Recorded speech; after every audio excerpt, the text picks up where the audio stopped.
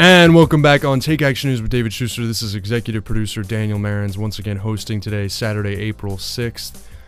This is a segment we do every week, shining a light on the work of one person to change the world. It's our Activist of the Week segment. And today we are honored and privileged to give the title of Activist of the Week to Jose Antonio Vargas. Jose is a Pulitzer Prize-winning journalist and the founder of Define American. Jose, thank you so much for joining us. Oh, no, thank you so much for having me. There was a momentous announcement this week by the Associated Press, which is such a large news outlet that it often sets the standard for style writing in the news, that they would no longer use the phrase illegal immigrant to describe Americans who had come here not through legal means or not with the proper legal papers and permission.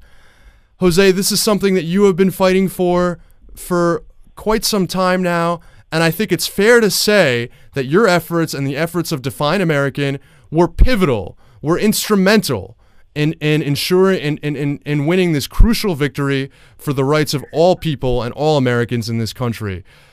How did this make you feel to hear this? Well, that's very kind of you to say. I mean, I have to say that, we were just building on the groundwork that was done. But, the National Association of Hispanic Journalists, right, a group of Latino journalists in this country, have been talking about this, I think, since the 80s. Color Lines, which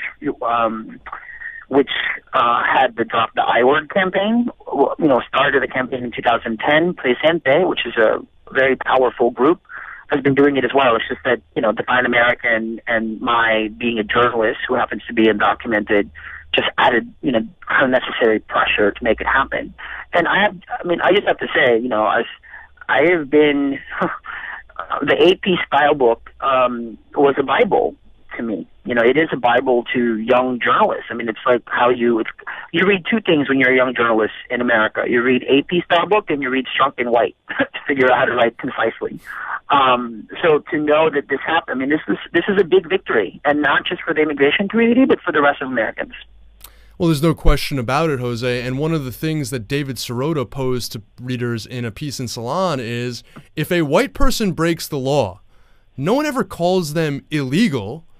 What you did might have been illegal, but your actual identity, your personhood, who you are, doesn't literally become an illegal or an outlaw. And that's why that phrase is so offensive.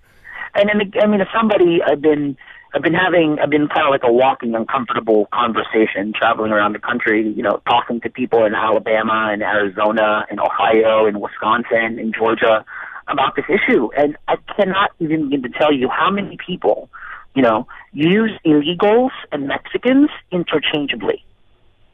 As if all Mexicans are undocumented people, and they don't mean it in a positive way, which is why when people say that this is political, that we're playing Orwellian political correctness thing, that this is all a matter of politics, I can tell you, as somebody who's been talking to people, I've been engaging people who think, who say to my face that I'm an illegal alien. I want to know why they think the way they think, and where they get the information.